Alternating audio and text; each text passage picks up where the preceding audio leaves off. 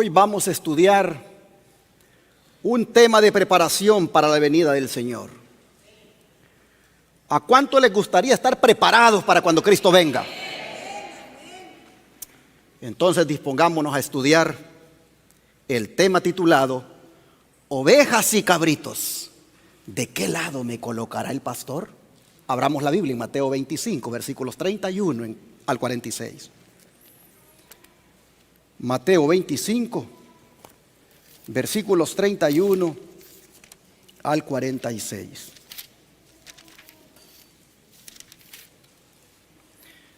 Y la Escritura dice: cuando el Hijo del Hombre venga en su gloria y todos los santos ángeles con él, entonces se sentará en su trono de gloria. Y serán reunidas delante de él todas las naciones, y apartará los unos de los otros, como aparta el pastor las ovejas de los cabritos. Y pondrá las ovejas a su derecha y los cabritos a su izquierda. Entonces el rey dirá a los de su derecha: venid, benditos de mi Padre, heredad del reino preparado para vosotros desde la fundación del mundo. Porque tuve hambre y me disteis de comer, tuve sed y me disteis de beber, fui forastero y me recogisteis, estuve desnudo y me cubristeis, enfermo y me visitasteis, en la cárcel y vinisteis a mí. Entonces los justos le responderán diciendo: Señor, ¿cuándo te vimos hambriento y te sustentamos, o sediento y te dimos de beber? ¿Y cuándo te vimos forastero y te recogimos, o desnudo y te cubrimos? ¿O cuándo te vimos enfermo o en la cárcel y vinimos a ti? Y respondiendo el rey les dirá: de cierto os digo, que en cuanto lo hicisteis a uno de estos mis hermanos más pequeños, a mí lo hicisteis. Entonces dirá también a los de la izquierda: apartaos de mí, malditos, al fuego eterno preparado para el diablo y sus ángeles. Porque tuve hambre y no me disteis de comer, tuve sed y no me disteis de beber, fui forastero y no me recogisteis, estuve desnudo y no me cubristeis, enfermo y en la cárcel y no me visitasteis. Entonces también ellos le responderán diciendo: Señor, ¿cuándo te vimos hambriento, sediento, forastero, desnudo, enfermo o en la cárcel y no te servimos? Entonces le responderá diciendo: de cierto os digo, que en cuanto no lo hicisteis a uno de estos más pequeños, tampoco a mí lo hicisteis. E irán estos al castigo eterno y los justos a la vida eterna. ¿Qué parábola más solemne y seria es esta? Aquí nosotros vemos que conectado con la venida del Señor está el juicio final, en el cual se presenta por qué unos se van a salvar y otros se van a perder. Vemos la importancia que tendrán nuestras acciones durante el juicio divino. Las obras serán un elemento de prueba durante el juicio. ¿Somos salvados por la gracia? Sí, pero Dios nos juzgará sobre la base de las obras. Y ambas convicciones deben ser el cimiento de nuestra vida cristiana. Interesante que el Jesús que nos salva también nos juzgará, dice la parábola. ¿Por qué? Porque el Padre a nadie juzga, sino que todo el juicio se lo dio al Hijo. ¿Y qué significa esto para nosotros? Significa consuelo, porque el juez será nuestro Salvador. El juez será nuestro pastor. El juez será nuestro sumo sacerdote. El juez será nuestro hermano mayor. el juez será nuestro amigo. De manera que cuando le veamos sentarse en ese trono de gloria, no tendremos por qué alarmarnos. Eso, para el creyente, es un motivo de consuelo, ¿sí o no? Hermanos, en cambio, el inconverso, ese sí tiene de qué temer, porque su juez será ese mismo Cristo cuyo evangelio ahora desprecia. Su juez será ese mismo Cristo cuyas invitaciones de gracia se niega a escuchar. El inconverso sí tendrá razones para temer. Cuán grande será la perturbación que experimentará en el día final el inconverso, si continúa en su incredulidad y muere en sus pecados. Cuán perturbado se va a sentir. Que cualquier otro lo condene en el día del juicio, de por sí ya sería terrible, pero que lo condene aquel que desea ahora salvarlo, eso va a ser más terrible. Por eso dice el salmista: honrad al Hijo para que no se enoje. Así lo dice: honrad al Hijo para que no se enoje. El Espíritu de Profecía dice: Dios dispuso que el príncipe de los sufrientes de la humanidad fuera el juez de todo el mundo, el que se sometió para ser procesado ante un tribunal terreno, el que vino de los atrios celestiales para salvar al hombre de la muerte eterna, aquel a quien los hombres despreciaron, rechazaron y sobre el cual amontonaron todo el menosprecio de que son capaces los seres humanos inspirados por Satanás, el que sufrió la ignominiosa muerte de la cruz. Solo Él habrá de pronunciar la sentencia de recompensa o de castigo. Manuscrito 39 del año 1898. Cristo es nuestro Salvador, pero también será el juez de toda la tierra. Sigue diciendo el don de profecía: el Padre encomendó todo el juicio a su Hijo. Cristo declarará cuál será la recompensa de la lealtad, porque el Padre a nadie juzga, sino que todo el juicio dio al Hijo, y también le dio autoridad de hacer juicio por cuanto es el Hijo del hombre. Así dice Juan 5, 22 y 27. Cristo aceptó la humanidad y vivió en esta tierra una vida pura y santificada. Por esta razón recibió el nombramiento de juez. La persona que ocupa la posición de juez es Dios manifestado en carne. El juicio se llevará a cabo de acuerdo con las normas que Dios ha establecido. Todos serán juzgados por la ley que muchos han rehusado aceptar, puesto que el carácter ha de ser probado por ella.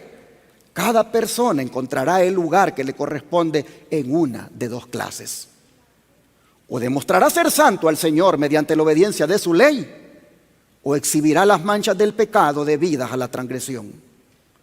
El Señor colocará a las ovejas a su mano derecha y los cabritos a la izquierda. Hombres y mujeres reconocerán que su destino ha sido decidido por sus propias acciones. ¿Qué día será ese? Cuando los que rechazaron a Cristo vean a aquel a quien traspasaron sus pecados. En ocasión de su segunda venida, la convicción se apoderará de todo corazón. Los que se apartaron de Él para inclinarse hacia las cosas triviales de esta tierra en procura de intereses egoístas y honor mundano, reconocerán su error en el día de su segunda venida. Estos son los mencionados por el revelador como todos los linajes de la tierra que harán lamentación por Él, dice Apocalipsis 1:7. Estas palabras, dice, se aplican no solamente a los hombres que lo traspasaron cuando pendía de la cruz del Calvario, sino a todos los que hoy lo están traspasando con su lenguaje pecaminoso y su mal proceder. Esto me dejó pensativo. Lo vuelvo a leer. Dice que estas palabras se aplican no solamente a los hombres que lo traspasaron cuando pendía de la cruz del Calvario, sino a todos los que hoy lo están traspasando con su lenguaje pecaminoso y su mal proceder. Maranata, el Señor viene, página 302. Oh, hermanos y hermanas, el lenguaje. ¿Cómo debemos de cuidar nuestro lenguaje? ¿Cómo debemos de cuidar, hermanos, las palabras que salen de nuestra boca? ¿Cómo debemos de hacer una decisión de palabras como estúpido, me caes mal y tantas otras pesadas que a veces salen? No salgan más de nuestros labios, mucho menos gritería o otro tipo de maledicencia, porque todo eso traspasa al Señor. No solo lo traspasaron aquellos con aquella lanza, también tú traspasas al Señor cuando le gritas a tu esposa, cuando le gritas a tu esposo, cuando te salen palabras de tu boca altisonantes, porque estás molesta, porque estás molesto. También eso traspasa el costado de tu Señor. No digamos los actos. Jesús es nuestro Salvador, pero también será nuestro juez. Y ojalá que para cuando Él se siente en el trono de gloria, el lenguaje y las acciones hayan estado a tono con lo que Dios manda, de manera que oigamos palabras agradables de nuestro juez. Ahora, ¿cuántos dice la parábola que serán juzgados en el día final? Nosotros hemos leído que serán reunidas, ¿cuántas naciones dice? Todas las naciones. Es decir, todas las personas que han vivido a lo largo de la historia van a rendir cuentas de sí mismas un día. Todas comparecerán ante el tribunal de Cristo. Todas habrán de obedecer la citación del gran rey. Todas las personas habrán de presentarse para oír sus sentencias. Aquellos que no quisieron adorar a Cristo aquí en la tierra encontrarán que forzosamente tendrán que presentarse a su proceso judicial cuando regrese Jesús para juzgar este mundo. Esto es confirmado por el apóstol Pablo en su segunda carta a los Corintios, capítulo 5, verso 10. Segunda carta de Corintios, capítulo 5, verso 10. Dice así la palabra del Señor.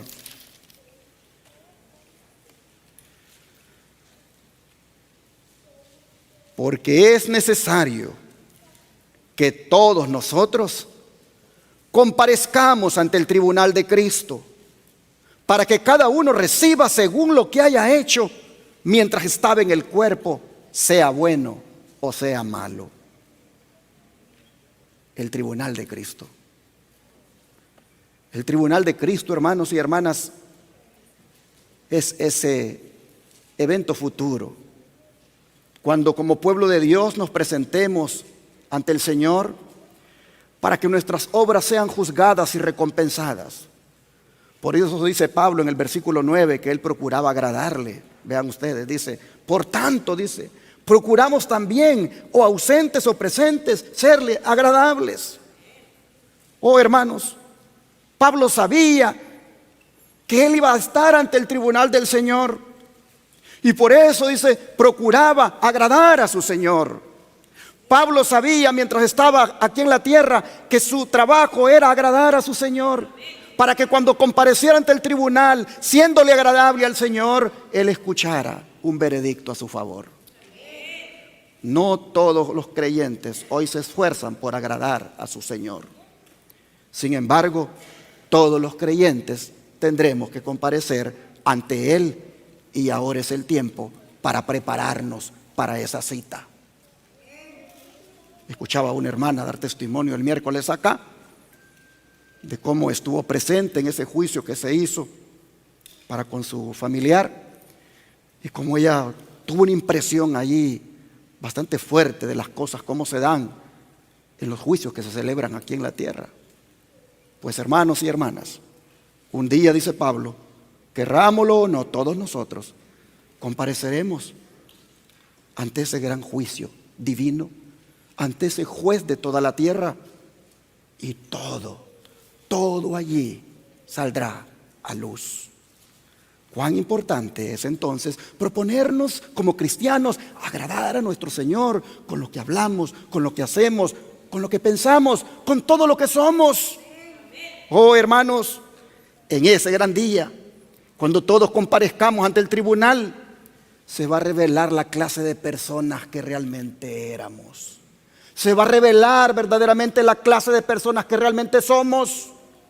Ese día van a quedar al descubierto los secretos de nuestras vidas. Mire cómo lo dice el apóstol, Eclesiastés capítulo 12, versículo 14. Eclesiastés capítulo 12, versículo 14.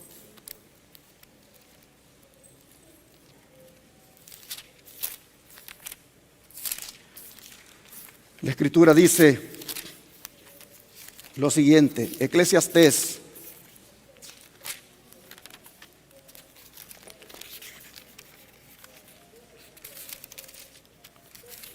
permítame que tenga una Biblia bien delgadita. Aquí está. Eclesiastés 12, 14 dice: porque Dios traerá toda obra a juicio, juntamente con toda cosa encubierta, sea buena o sea mala. Aquí nosotros vemos que van a ser descubiertas las cosas secretas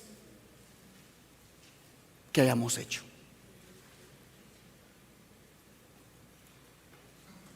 Este es un mensaje solemne, hermanos. Este es un mensaje para reflexionar. Nada que nosotros hayamos hecho en lo oculto ha dejado de ser visto por el Señor. Y nos lo va a presentar. Pablo, vean cómo él lo dice. Vamos a Romanos capítulo 2, versículo 16. Romanos 2, 16.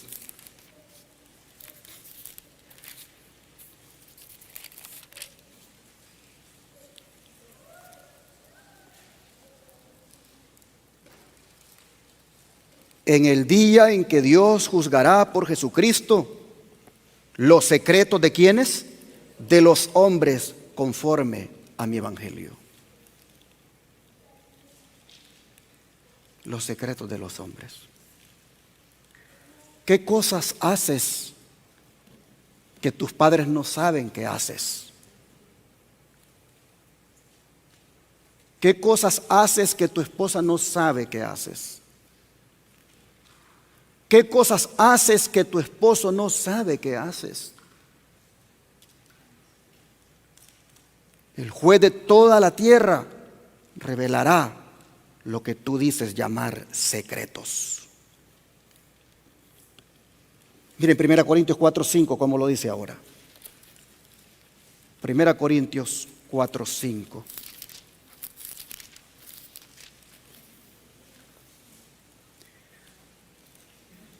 Así que no juzguéis nada antes de tiempo, hasta que venga el Señor, el cual aclarará también lo oculto de las tinieblas y manifestará las intenciones de los corazones, y entonces cada uno recibirá su alabanza de Dios. Una vez más, he reiterado el punto de que lo oculto de las tinieblas, hasta las intenciones de los corazones, hermanos y hermanas, van a ser aclaradas, van a salir a la luz. Así que con estos versículos tan poderosos, impactantes para nuestra vida, yo creo que debemos nosotros entender lo solemne que es prepararnos para esa cita, prepararnos para estar ante ese juez, prepararnos, hermanos y hermanas, para estar en ese tribunal celestial. Nadie será juzgado en ausencia allí. No va a haber ningún representante, no va a haber tal cosa que con los miles de dólares yo diga, ahí va mi abogado a representarme aquí de la tierra. No, hermanos y hermanas. Nadie será juzgado en ausencia. Estará presente ante el juez de toda la tierra. Vea cómo lo dice el apóstol Pablo en Romanos 14, 12. Romanos 14, verso 12.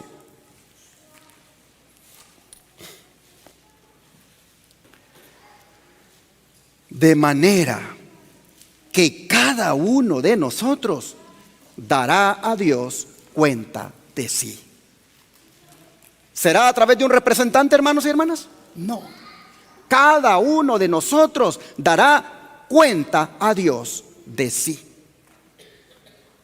Ahora Santiago 2. Vamos a Santiago 2, versículos 12 al 13. Santiago 2, versículos 12 y 13. La Escritura dice: así hablad y así haced, como los que habéis de ser juzgados por la ley de la libertad. Porque juicio sin misericordia se hará con aquel que no hiciere misericordia, y la misericordia triunfará sobre el juicio. Así, hermanos y hermanas, es de solemne, como ya dije, es de contundente la palabra cuando se trata del juicio divino, cuando se trata de la comparecencia del ser humano ante el juez celestial. La hermana White le decía a un hermano las siguientes palabras. Ella le decía: cuando comparezca usted ante este grandioso e impresionante tribunal, cuyas decisiones serán impecables y donde no habrá ninguna mala interpretación, ninguna equivocación, entonces usted guardará silencio. No tendrá ni una palabra que decir para justificar su proceder. Quedará culpable, condenado y sin esperanza, a menos que ahora abandone sus pecados, se esmere en arrepentirse y se cubra con el vestido de la justicia de Cristo. Testimonios para la Iglesia, tomo 5, página 481.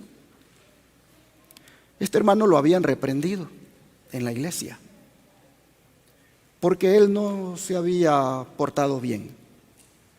Y el hermano andaba muy molesto porque lo habían reprendido. Le habían hecho ver que su proceder no estaba correcto. Pero él lo que había hecho era enojarse con la iglesia. Andaba muy molesto porque para él se había cometido una injusticia con eso que le habían hecho ver. Pero Elena White le dice: cuando usted comparezca ante el tribunal del Señor, usted va a guardar silencio y va a ver que con justa razón en la iglesia se le ha reprendido por lo que usted ha hecho. Entonces, a menos que usted ahora se aparte de lo que está haciendo, se esmere en arrepentirse, se cubra con el vestido de justicia del Señor, a menos que haga eso, usted podría salir libre, pero de lo contrario va a tener que guardar silencio. Hermanos y hermanas, voy a confesarles que en mis 40 años de ser adventista, jamás en mi vida he predicado este sermón. Bueno, casi siempre todos mis sermones son nuevos para mí. Casi todos, yo creo que todos, mejor dicho. Es raro que yo repita un sermón. Todos los sermones que yo traigo a esta iglesia es vino nuevo. Vino nuevo para mí y vino nuevo para el pueblo. Jamás en mi vida, en mis 40 años de ser adventista, había predicado un tema del juicio basado en la parábola de Mateo 25, 31 al 46. Y me ha impactado, me ha hecho reflexionar. Y yo pienso que a ustedes también debe hacerles reflexionar. Oh, hermanos y hermanas, la parábola dice que todos los que sean juzgados se van a dividir. ¿En cuántos grupos? Solo en 2. Ahí no habrá distinciones entre reyes y súbditos. Ahí no habrá distinciones entre señores y siervos. Ahí no habrá distinciones entre disidentes y miembros de la iglesia oficial. No, ahí no habrá nada de eso. Allí, hermanos y hermanas, no contarán para nada las posiciones sociales ni las denominaciones. Todas esas cosas serán de las cosas viejas que habrán pasado. La única distinción que habrá allí es si fuimos salvados por gracia o no. La única distinción que habrá allí es si hubo conversión genuina o no. La única distinción que habrá allí es si hubo fe genuina o no. Esa será la única distinción en el día final. Ahora, todos los que sean hallados en Cristo, ¿a dónde dice el Señor que los va a poner? A la derecha. La derecha es símbolo de honor, pues Cristo está sentado a la diestra ¿de quién? Del Padre. El Señor dice: pondrá a los que sean hallados en Cristo, a los que sean hallados haciendo su voluntad, los pondrá a la derecha, les dará el honor. En cambio, los que no sean hallados en Cristo, ¿a dónde dice que los va a poner? A la izquierda. Y le llama cabritos. Creo que fue bien cariñoso el Señor al decirle cabritos. Saben, hermanos y hermanas, que a veces nosotros somos bien caprichosos. A veces nos paramos en ese capricho y no entendemos el problema en el cual nosotros nos paramos. Saben que la palabra capricho viene de la palabra cabra. En el latín, esa palabra cabra tiene su significado como capricho. Y a veces nosotros somos bien caprichosos. Y nos montamos en ese capricho, en hacer lo que queremos y cómo lo queremos hacer, sin tomar en cuenta que eso nos va poniendo del lado de las cabras. Solo dos grupos habrán: ovejas a la derecha y cabritos a la izquierda. Yo creo que es menester en esta mañana que procuremos con todo el corazón que Cristo nos ponga del lado de las ovejas, ¿no es cierto? Es menester que nosotros vayamos decidiendo, hermanos y hermanas, que cuando Cristo venga a hacer el juicio, nos encuentre en Él, perseverando en Él, y así nos ponga del lado derecho de sus ovejas, con sus ovejas.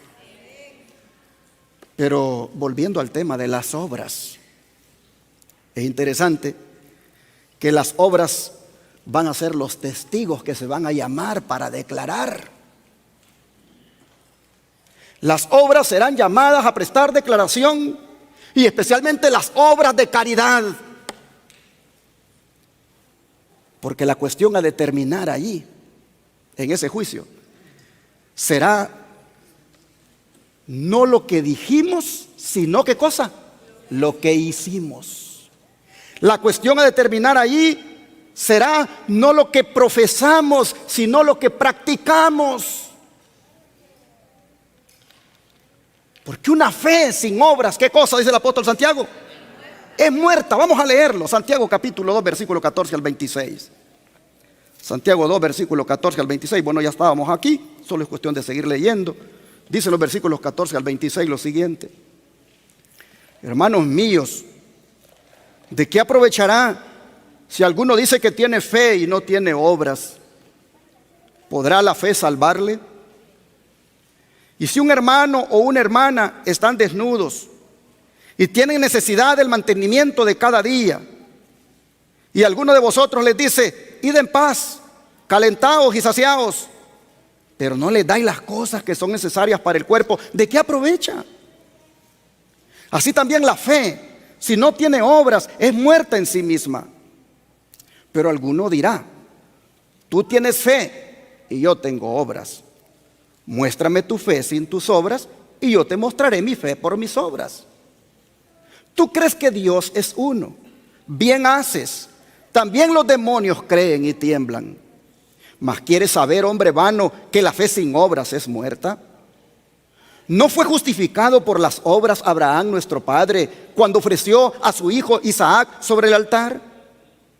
¿No ves que la fe actuó juntamente con sus obras y que la fe se perfeccionó por las obras?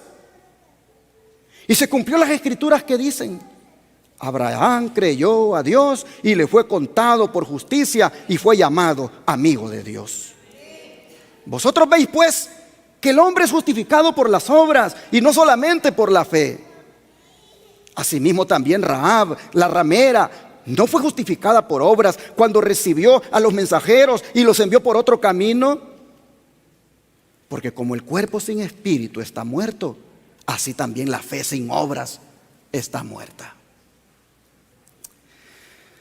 Qué contundente, Santiago. Aquí nosotros vemos que la fe verdadera debe ser, ¿cómo, hermanos? Viva. La fe verdadera debe ser viva. Y es evidente para los demás por las obras que produce. Su existencia no depende de un simple testimonio personal. La persona que dice que tiene fe, pero carece de obras, puede ser comparada a aquel que piensa que es religioso, pero no manifiesta las acciones o frutos de la religión pura. Y pone Santiago de ejemplo, ¿a quién aquí? A Abraham, cuyas obras demostraron que su fe era verdadera. Como también pone de ejemplo a Rahab. Miren qué cosas, ambos, el más venerable y piadoso de los patriarcas y la más despreciada de los gentiles, como era la prostituta Rahab, ambos igualmente mostraron que su justificación por la fe actuaba, que su justificación por la fe obraba. Si Abraham no hubiera estado dispuesto a sacrificar a su hijo Isaac, y si Rahab no hubiera estado dispuesta a ocultar los espías, la fe de ambos hubiera sido una fe como muerta. El Espíritu de Profecía, comentando la tesis de Santiago, vean cómo lo dice. El apóstol Santiago vio los peligros que surgirían al presentar el tema de la justificación por la fe, y trató de demostrar que la fe genuina no puede existir sin las obras correspondientes. Se presenta el caso de Abraham. ¿No ves? Dice que la fe actuó juntamente con sus obras y que la fe se perfeccionó por las obras. De modo, dice, que la fe genuina efectúa una obra genuina en el creyente. La fe y la obediencia producen una sólida y valiosa vida cristiana. Hay una creencia que no es una fe salvadora. La palabra declara que los demonios creen y tiemblan. La pretendida fe que no obra por el amor y purifica el alma no justificará a hombre alguno. Abraham creyó a Dios. ¿Y cómo sabemos que creyó? Por sus obras. Sus obras comprobaron el carácter de su fe, y su fe le fue contada por justicia. En nuestros días, dice, necesitamos la fe de Abraham para iluminar las tinieblas que se acumulan alrededor de nosotros, excluyendo la bella luz solar del amor de Dios y empequeñeciendo el crecimiento espiritual. Nuestra fe, dice, debe abundar ¿en qué cosa? En buenas obras, pues la fe sin obras está muerta. Cada deber cumplido, cada sacrificio hecho en el nombre de Jesús proporcionan una abundantísima recompensa. En el mismo cumplimiento del deber, Dios habla y da su bendición. Science of the Time, 19.5, 1898. Hoy en día, hermanos y hermanas, se predica un mensaje donde el creyente dice tener una fe, pero es una fe falsa, porque no la acompaña con las obras, siendo la principal obra la de obedecer los mandamientos de Dios. Muchos dicen tener fe, pero solo caen en una presunción de fe. Presumen tener, pero no lo es, porque pisotean los mandamientos de Dios. Dice la sierva del Señor, Santiago miraba los peligros que habrían en la justificación por la fe, al cómo solamente apropiarse de la sangre de Cristo, aplicarla a la vida, pero sin importar obedecer a aquel que dio su vida por nosotros. Por eso presenta el caso de Abraham y de Rahab.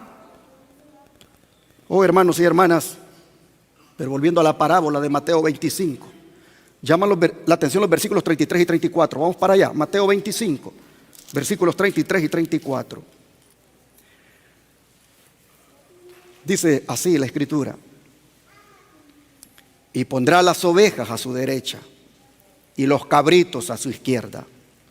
Entonces el rey dirá a los de su derecha: venid, ¿qué cosa, hermanos? benditos de mi Padre. Heredad del reino preparado para vosotros desde la fundación del mundo. Como vemos, el juicio final será un día que traerá gozo para todos los verdaderos creyentes, pues escucharán estas preciosas palabras que dicen: venid benditos de mi Padre. Heredad del reino. Qué hermosas palabras. Venid benditos ¿de qué? De mi Padre. El Señor al verdadero creyente lo reclamará como suyo, pues dice: bendito de mi Padre. Lo reclamará como suyo y lo va a confesar delante del Padre y de los ángeles. Y ese día, hermanos y hermanas, el verdadero creyente descubrirá que el pago que Jesús le dará es ni más ni menos que un reino. Pues les dice: hereden el reino. En otras palabras, el más humilde de los cristianos, el más pobre de los cristianos, el Señor le dice: no te preocupes porque eres muy humilde o porque eres muy pobre. Yo te tengo para ti un reino. Yo te tengo para ti una corona en la cual serás rey y reina en ese reino. Oh, hermanos y hermanas, qué privilegio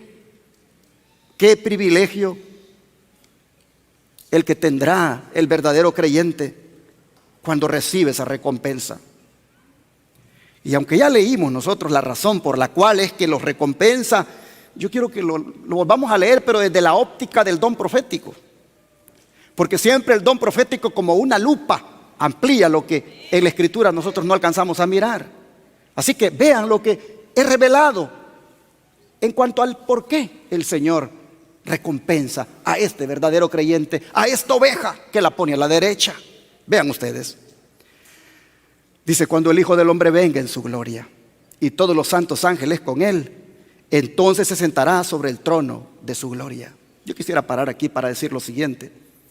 Cuando habla de que va a venir en su gloria y que se va a sentar en el trono de gloria, viene a la mente qué diferente será esta venida con la primera venida.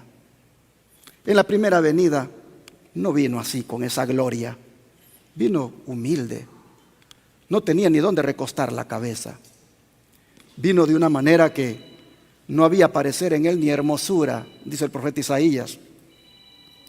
En la primera venida, él vino a establecer el reino de la gracia en el corazón de todos aquellos que lo aceptaran como su Salvador.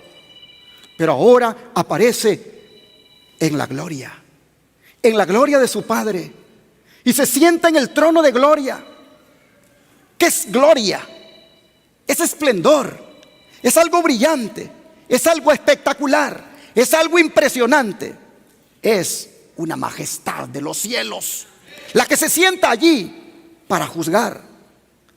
Dice: y serán reunidas delante de él todas las gentes, y los apartará los unos de los otros. Así presentó Cristo a sus discípulos en el monte de las Olivas la escena del gran día de juicio.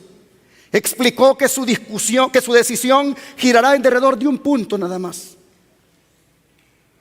¿Cuál es ese punto?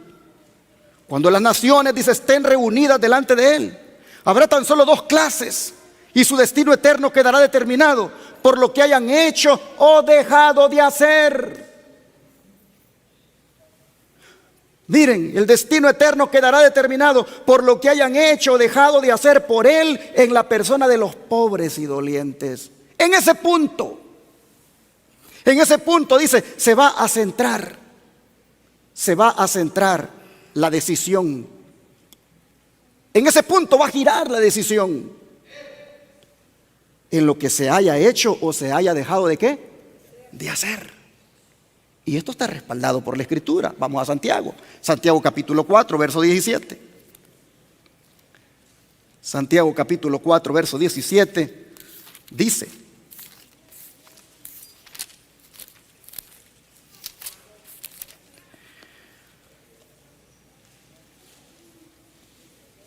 y el que sabe hacer lo bueno y no lo hace, le es ¿qué cosa? Pecado. ¿Saben cómo se llama este pecado? Pecado de omisión. Hay pecados de comisión y pecados de omisión. Los pecados de comisión son las cosas malas que cometemos, y los pecados de omisión son las cosas buenas que dejamos de hacer. El que sabe hacer lo bueno y no lo hace, le es pecado. ¿Cuán a menudo, hermano, hermana, hemos repetido este pecado? ¿Cuán a menudo el ser humano repite el pecado de omisión cuando no hace el bien que sabe que debe hacer? Jesús pone este pecado en la mira de todos cuando cuenta aquella parábola del buen samaritano. Allí Él dice que el levita, el sacerdote, estos cometieron el pecado de omisión porque pudieron haber ayudado al que estaba tirado allí, el que había sido asaltado por los ladrones, y simplemente vieron que había que hacer algo y no lo hicieron. Y hermanos y hermanas, sería bueno que en este momento trajéramos a nuestra mente los recuerdos y miráramos todos los pecados de omisión que hemos cometido, todas las cosas que son buenas y que debimos haber hecho hasta hoy y no las hemos hecho. Sería bueno, hermanos y hermanas, que las consideráramos. Yo les pregunto, aquí hay un día de caridad en la iglesia. ¿Es bueno que lo apoyemos, sí o no? Pero ¿cuántos de nosotros gastamos en nuestros deleites? En comprarnos cosas caras, en darnos gustos, pero no nos acordamos del día de caridad y traer una ofrenda especial para los pobres? ¿Cuántos cada tercer sábado sabemos que es día de caridad en la iglesia Advenimiento y no apartamos algo especial para los pobres? Esa buena obra que sabemos que debemos hacer, ¿cuántos de nosotros la pasamos por alto?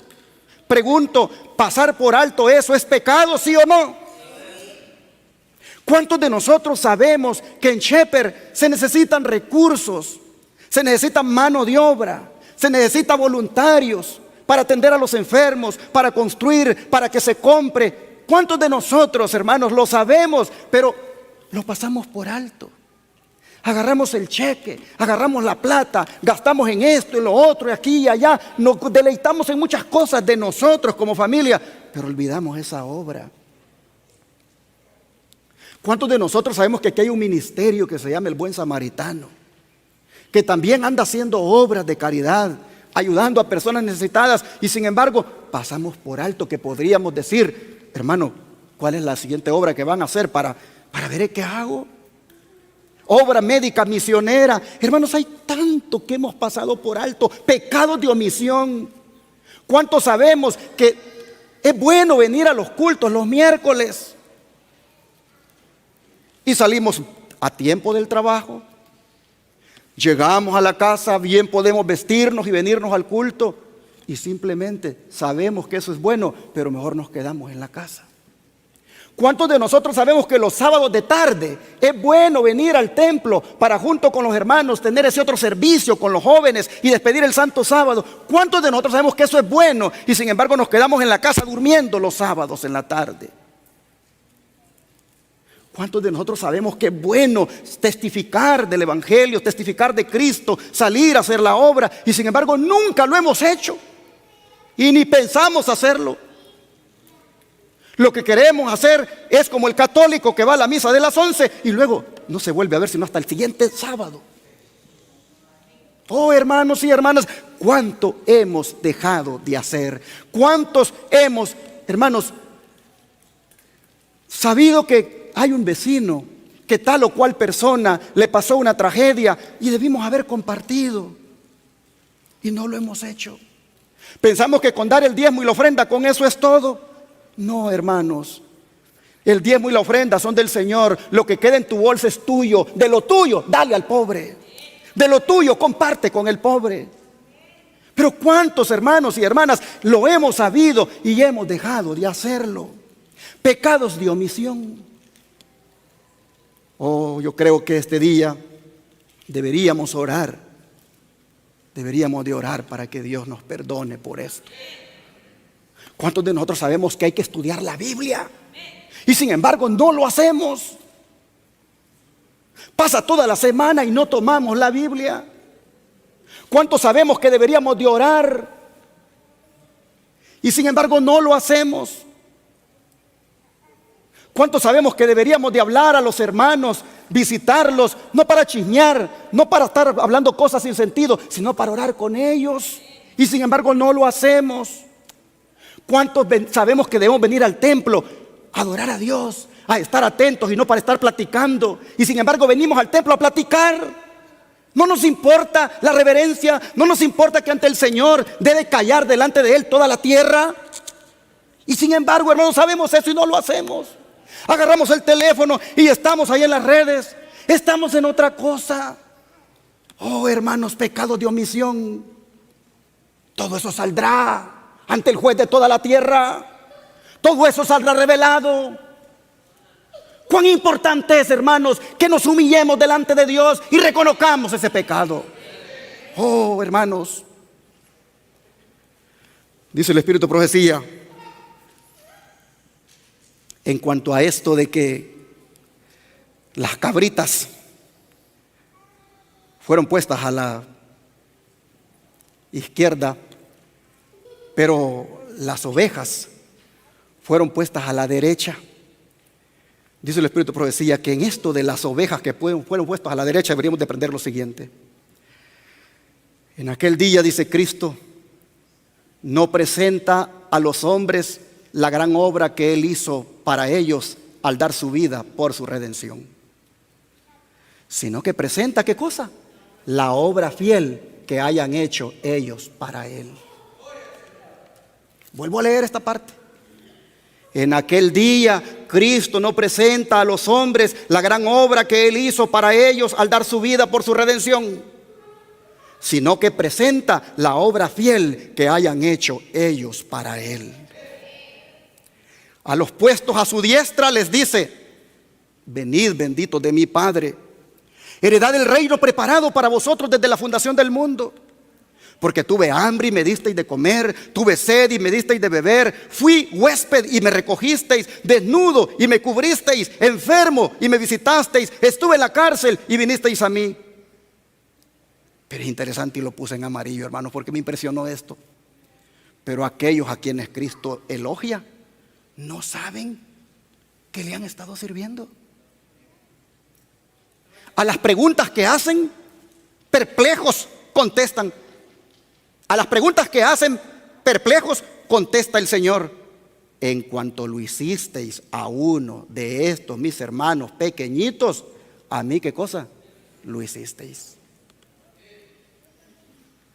Es interesante esto, hermanos, que las ovejas, el servicio que prestan al necesitado, lo hacen tan natural que no se dan cuenta que lo han estado realizando al mismo maestro. Para ellos eso es parte de su carácter, servir a los demás. Y el Señor en el gran juicio final se los reconoce. Oh, qué impresionante. Ni siquiera sabían que al mismo Señor se lo hacían, porque no les importaba a quién se lo hacían, sino que lo único que les importaba era mostrar el amor de Cristo. Sigue diciendo el don de profecía: aquellos a quienes Cristo elogia en el juicio pueden haber sabido poca teología, pero albergaron sus principios. Por la influencia del Espíritu Divino fueron una bendición para los que los rodeaban. Aún entre los paganos hay quienes han abrigado el espíritu de bondad antes que las palabras de vida cayeran en sus oídos. Manifestaron amistad para con los misioneros hasta el punto de servirles con peligro de su propia vida. Y si no, ¿quién atendió bien a Pablo cuando iba en aquel barco que naufragó? ¿Quién lo atendió bien? Los paganos. Los paganos los atendieron bien cuando llegaron a aquella isla. Dice, entre los paganos hay quienes adoran a Dios ignorantemente, quienes no han recibido jamás la luz por un instrumento humano y sin embargo no perecerán. Aunque ignorantes de la ley escrita de Dios, oyeron su voz hablarles en la naturaleza e hicieron las cosas que la ley requería. Sus obras son evidencia de que el Espíritu de Dios tocó su corazón y son reconocidos como hijos de Dios. ¿Cuántos se sorprenderán y alegrarán los humildes de entre las naciones y entre los paganos al oír de los labios del Salvador? En cuanto lo hicisteis a uno de estos mis hermanos pequeñitos, a mí lo hicisteis. Cuán alegre se sentirá el corazón del amor infinito cuando sus seguidores le miren con sorpresa y gozo al oír sus palabras de aprobación. Pero el amor de Cristo no se limita a una clase. Se identifica con cada hijo de la humanidad, a fin de que pudiésemos llegar a ser miembros de la familia celestial. Jesús se hizo miembro de la familia terrenal. Es hijo del hombre y así hermano de cada hijo e hija de Adán. Sus seguidores no se han de sentir separados del mundo que perecen derredor suyo. Son una parte de la trama y urdimbre de la humanidad, y el cielo los mira como hermanos de los pecadores, tanto como de los santos. Los que han caído, los que yerran y los pecaminosos son abarcados por el amor de Cristo. Y cada buena acción hecha para elevar a un alma caída, cada acto de misericordia, son aceptados como hechos a Él. Oh, hermanos, ojalá los paganos no nos ganen. No vayan, como dijo Cristo, las prostitutas y los publicanos delante de nosotros, por hacer ellos lo que nosotros con más razón deberíamos hacer. Dice, al abrir vuestra puerta a los menesterosos y dolientes hijos de Cristo, estáis dando la bienvenida ¿a quién, hermanos? A ángeles invisibles. Invitáis la compañía de los seres celestiales. Ellos traen una sagrada atmósfera de gozo y paz. Vienen con alabanzas en los labios y una nota de respuesta se oye en el cielo. Cada hecho de misericordia produce música, ¿dónde? Oh, hermanos, miren, cada vez que compartimos, cada vez que damos un vaso de agua, cada vez que visitamos, cada vez que ayudamos a alguien, dice que es una música que repercute ¿a dónde? En el cielo. Los actos de misericordia producen música en el cielo. Hermano, hermana, ¿cuándo fue la última vez que tu acto de misericordia produjo música en el cielo? ¿Qué tan a menudo produce música en el cielo tus actos? Oh, ¿cuán solemne es esto? Dice, cada hecho de misericordia produce música allí. Desde su trono el Padre cuenta entre sus más preciosos tesoros a los que trabajan abnegadamente. Nuestro Salvador identifica su interés con el de la humanidad sufriente. Así como el corazón del Padre añora con ternura compasiva al que sufre entre su pequeño rebaño, el corazón de nuestro Redentor se compadece con los más pobres y humildes de sus hijos terrenales. Los ha puesto entre nosotros para despertar en nuestros corazones el amor que Él siente hacia los que sufren y están oprimidos. Testimonios para la Iglesia, tomo 4, página 613. Por eso están los pobres entre nosotros. Por eso están los que sufren entre nosotros. Por eso están los enfermos entre nosotros. El Señor ha permitido que eso suceda para que se revele el amor de Él hacia ellos a través de cada uno de nosotros. No podemos, hermanos, voltearnos, darle espalda a esto. Por otra parte, el juicio final será un juicio que también, como ya dijimos, va a traer perturbación a los inconversos. Porque ellos escucharán unas palabras terribles que dicen, apartados de mí, ¿cómo? Malditos. Apartados de mí, malditos. Al fuego eterno,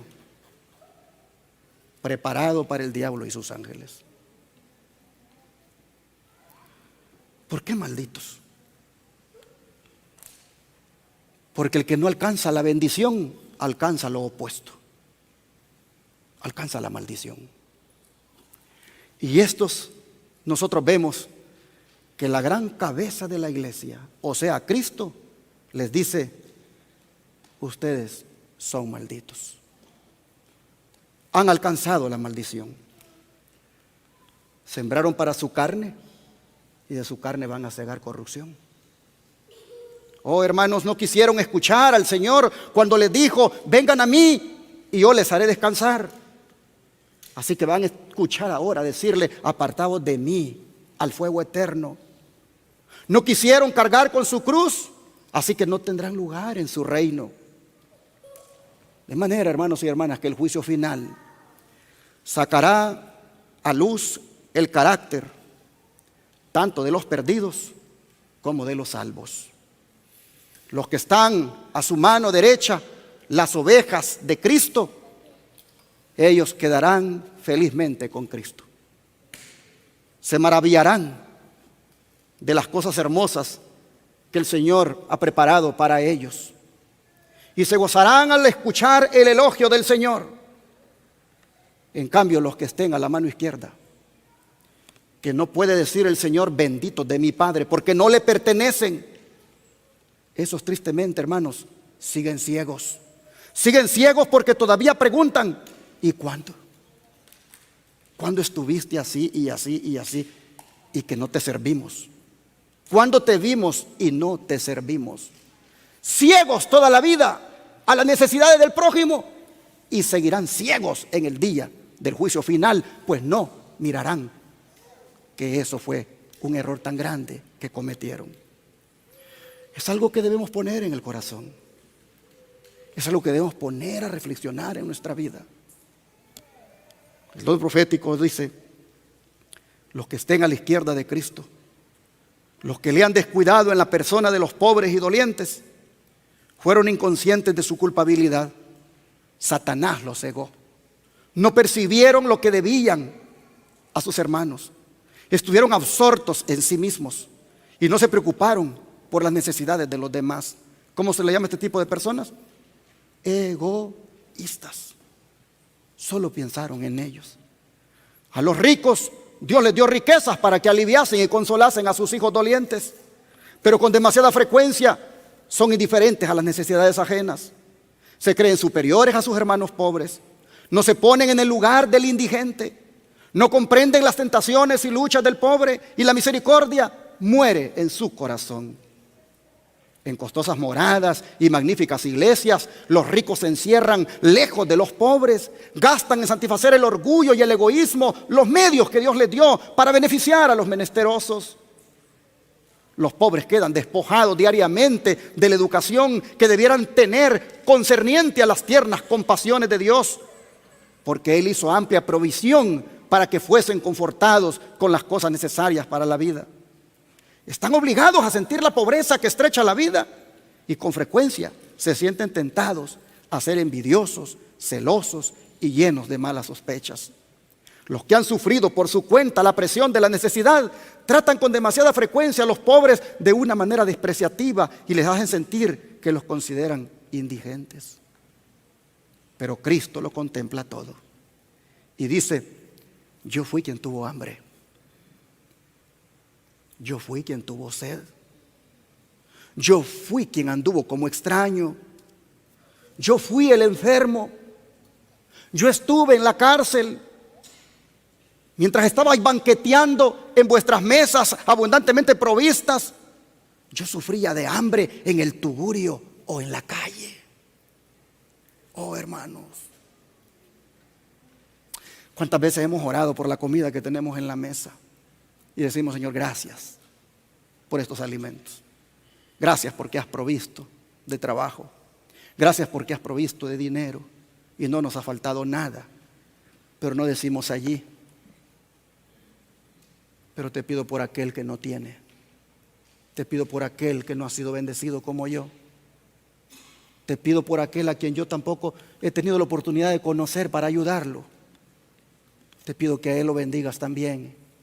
Y en cuanto nos des la oportunidad de estar frente a él o frente a ella, que podamos reflejar tu amor y compartir de las bendiciones que nos has dado a nosotros. ¿Cuántos hemos orado así en la mesa? Oh, hermanos, comemos hasta saciarnos y nos queda para ir al restaurante el siguiente día si queremos. Pero ¿qué del que está en la calle? ¿Qué del que está en el tugurio?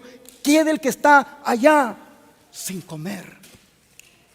Mientras estabais cómodos, dice el Señor, en vuestro lujoso hogar, yo, dice, no tenía donde reclinar la cabeza. Mientras llenabais vuestro guardarropas con ricos atavíos, yo estaba en la indigencia. Mientras buscabais vuestros placeres, yo languidecía en la cárcel. Oh, hermanos, ¿cuántos hemos caído en este pecado? Cuando concedíais la pitanza de pan al pobre hambriento, cuando les dabais esas delgadas ropas para protegerse de la mordiente escarcha, ¿recordasteis que estabais dando al Señor de la gloria? Todos los días de vuestra vida yo estuve cerca de vosotros en la persona de aquellos afligidos, pero no me buscasteis, no trabasteis compañerismo conmigo. Así que dice el Señor, ¿qué cosa? No os conozco. No os conozco. Tú no has reflejado mi carácter. Tú no entendiste de qué se trataba la salvación. Tú no entendiste de qué se trataba ser una nueva criatura. Tú no entendiste de qué se trataba el cristianismo. Así que no te conozco. Oh. Muchos piensan, dice, que sería un gran privilegio visitar el escenario de la vida de Cristo en la tierra, andar allá donde Él anduvo, mirar el agua en cuya orilla se deleitaba en enseñar, y las colinas y valles en los cuales sus ojos con tanta frecuencia reposaron. Pero no, dice, no necesitamos ir a Nazaret, a Capernaum y a Betania para andar en las pisadas de Jesús. Hallaremos sus huellas al lado del lecho del enfermo, en los tugurios de los pobres, en las atestadas callejuelas de la gran ciudad y en todo lugar donde haya corazones humanos que necesitan consuelo. Al hacer como Jesús hizo cuando estaba en la tierra, es que andaremos en sus pisadas. Cuando salgas de aquí, hermano, hermana, busca el lugar que está allí, donde se pone una ofrenda para el pobre, allá en el lobby, y da algo. Haz que esta palabra no vuelva vacía al Señor. Haz que haga la obra en tu corazón. Busca a mi esposa y dígale, hermana, nóteme allí, aunque sea dentro de 3 meses que me toque, pero voy a servir a Shepherd atendiendo al enfermo, haciéndole la comidita o haciéndole el tratamiento. Oh, hermanos, estamos preparándonos para la venida de Cristo, hermanos, ¿sí o no? El Señor dice, así se preparan los hijos de Dios. Esta parábola del gran juicio final, conectado con la venida del Señor, tiene ese mensaje de preparación para aquellos que quieren verse con Jesús. Dice, todos pueden hallar algo que hacer, porque a los pobres siempre los tenéis con vosotros, dijo Jesús. Y nadie necesita pensar que no hay lugar donde pueda trabajar para Él. Millones y millones de almas humanas a punto de perecer, ligadas en cadenas de ignorancia y pecado, no han oído ni siquiera hablar del amor de Cristo por ellas. Si nuestra condición y la suya fuesen invertidas, ¿qué desearíamos que ellas hiciesen por nosotros? Oh, hermanos, si fuéramos nosotros los que estuviéramos en la calle, si fuéramos nosotros los que no tenemos para comer, si fuéramos nosotros los que estuviéramos en un hospital, los que estuviéramos en la cárcel, ¿qué desearíamos que hiciera con nosotros alguien? Interesante esto. Todo esto, dice, en cuanto está a nuestro alcance al hacerlo, tenemos la más solemne obligación de hacerlo por ellas. La regla de vida de Cristo por la cual cada uno de nosotros habrá de subsistir o caer en el juicio es: todas las cosas que quisierais que los hombres hiciesen con vosotros, así también haced vosotros con ellos. El Salvador dio su vida preciosa para establecer una iglesia capaz de cuidar de las almas entristecidas y tentadas. Un grupo de creyentes puede ser pobre, sin educación y desconocido. Oh, hermanos, nuestra iglesia puede no pertenecer a la conferencia, puede no hacer alarde de pertenecer a una gran conferencia. Puede nuestra iglesia no estar compuesta por gente pudiente, por gente de dinero. Eso no importa. De lo poco o mucho que tengamos, compartamos, mis hermanos. Seamos las manos de Jesús, seamos los pies de Jesús, seamos la boca de Jesús. Miren ustedes, un grupo de creyentes puede ser pobre, sin educación y desconocido, y sin embargo, estando en Cristo, puede hacer en el hogar, el vecindario y la iglesia, y aún en regiones lejanas, una obra cuyos resultados serán tan abarcantes como la eternidad. Debido, dice que esta obra es descuidada, muchos jóvenes discípulos no pasan nunca más allá del mero alfabeto de la experiencia cristiana. Del A, B, C, D, E, F, G, H, I, J, K, L, L, M, N, y ya, el abecedario, no pasan de allí. ¿Por qué? Porque descuidan esta obra. Yo quiero hacer un llamado a los jóvenes acá, a que dejen que Cristo les cambie el corazón.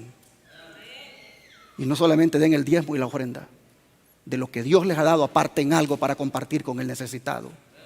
Averigüen dónde hay un necesitado. Pregunten en qué se puede ayudar. Jóvenes, no sean ustedes de los que se quedan en el alfabeto de la experiencia cristiana. Pasen del alfabeto, pasen a aprender las lecciones que Cristo ha dado. Oh, jóvenes y adultos también debemos hacerlo. Vuelvo a leer, debido a que esta obra es descuidada, muchos jóvenes discípulos no pasan nunca más allá del mero alfabeto de la experiencia cristiana. Ayudando a los menesterosos, podrían haber mantenido viva la luz que resplandeció en su corazón cuando Jesús les dijo: tus pecados te son perdonados. La inquieta energía que es con tanta frecuencia una fuente de peligro para los jóvenes podría ser encauzada en conductos por los cuales fluirían raudales de bendición.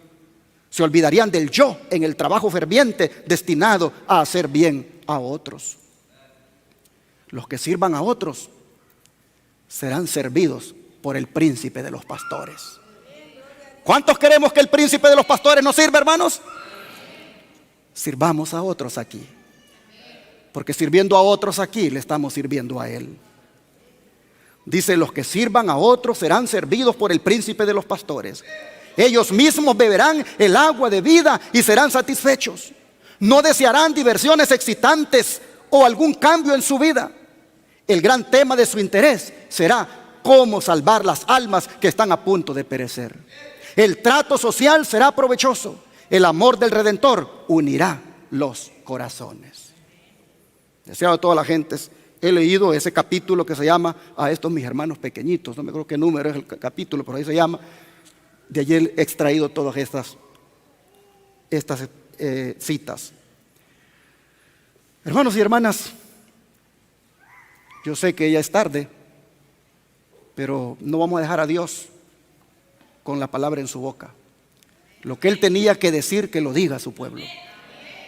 Y vámonos hasta que le escuchemos decir a Él su última palabra. La conclusión en el día del juicio, dice la parábola, que va a ser la siguiente. Bueno, vamos a leerlo, vamos otra vez a Mateo 25 para ver la conclusión.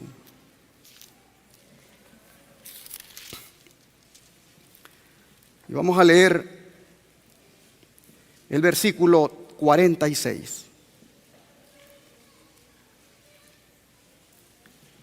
E irán estos, ¿a dónde, hermanos? Al castigo eterno. ¿Y los justos a dónde? A la vida eterna. Esa es la conclusión del juicio. Ese es el veredicto. Estas palabras, hermanos y hermanas, nunca las debemos olvidar. Que unos se van a salvar y otros se van a perder.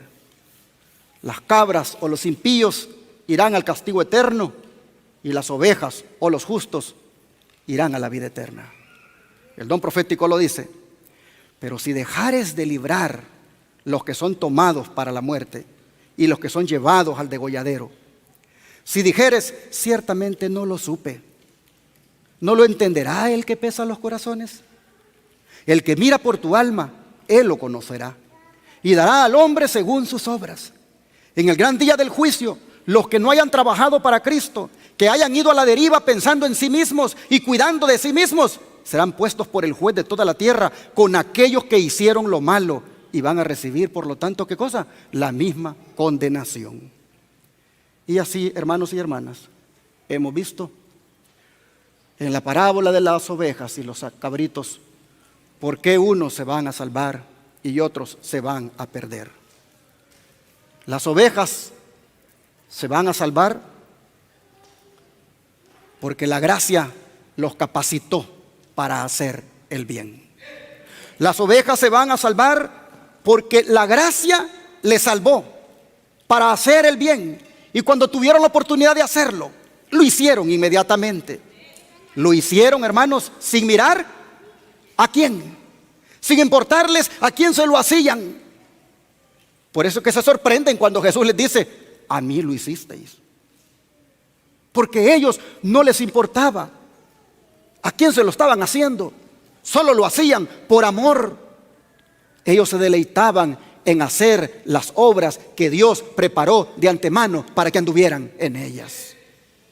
Oh, hermanos, en cambio, a manera de contraste, los cabritos, las personas a las cuales Jesús llama cabras, estas estaban tan envueltas en sus propios negocios y placeres que no supieron reconocer a su hermano que estaba en necesidad, ni se preocuparon por ayudarlo. En sus vidas, estas personas fueron motivadas por el egoísmo, no por el amor. En fin, hermanos y hermanas, las personas que van a entrar al reino de Dios son aquellas que se parecen a Dios. Dios es amor y ellos también son amor. Las personas que van a entrar al reino de Dios son aquellas personas que se parecen a Jesús. Son aquellas personas en cuyos corazones se refleja Cristo. Son aquellas personas que se deleitaron, como ya dije, en hacer las obras que Dios preparó para que anduvieran en ellas. En cambio, los cabritos, estos, mis hermanos, no reflejan a Cristo y por lo tanto serán echadas, dice, en el infierno. Por eso creo que es pertinente leer dos versículos que son apropiados en esta hora. El primero es el que se encuentra en Eclesiastés 12, versículos 13 al 14, y el otro, el de Ezequiel 34, 17. Pero vamos a Eclesiastés 12, Eclesiastés capítulo 12, versículos 13 y 14. Dice la palabra de Dios: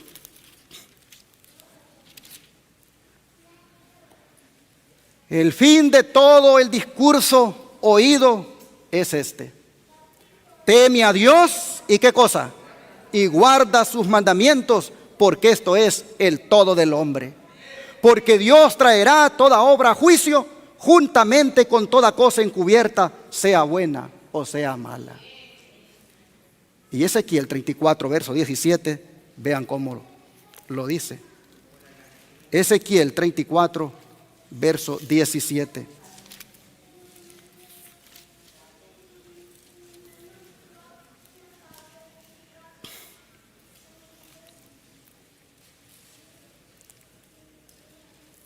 Mas en cuanto a vosotras, ovejas mías, así ha dicho Jehová el Señor: he aquí yo juzgo entre oveja y oveja, entre carneros y machos cabrillos.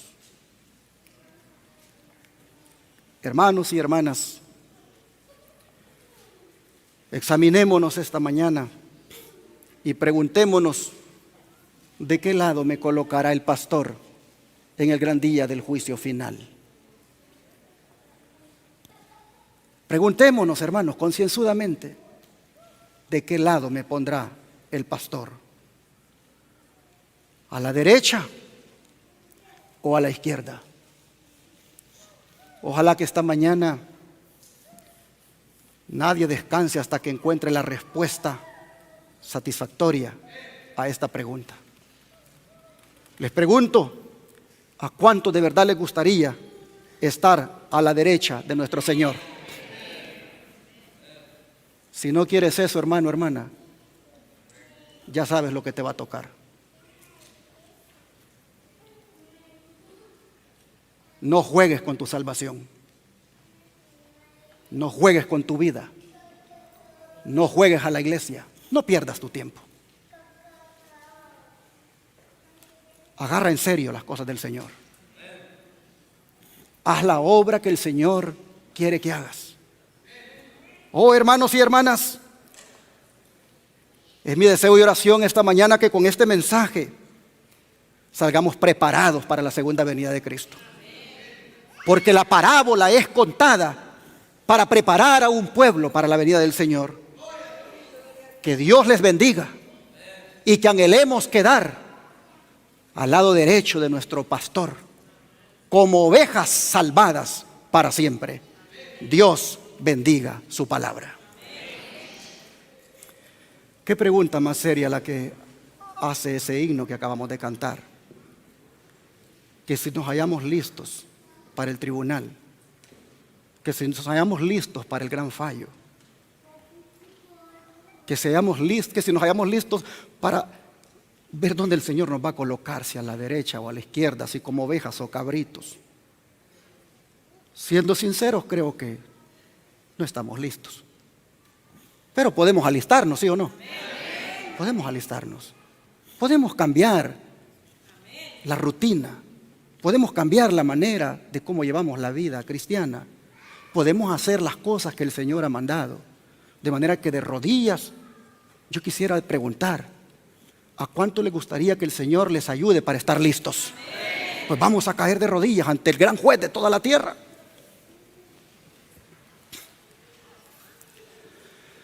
Padre querido, qué solemne y qué contundente hablas a tu iglesia. Oh Señor, vemos que no estás buscando una iglesia más. No estás buscando cristianos de nombre. Vemos, Padre, que estás buscando ovejas. Ovejas mansas, humildes, que se dejan guiar por su pastor, que hacen lo que su pastor les dice.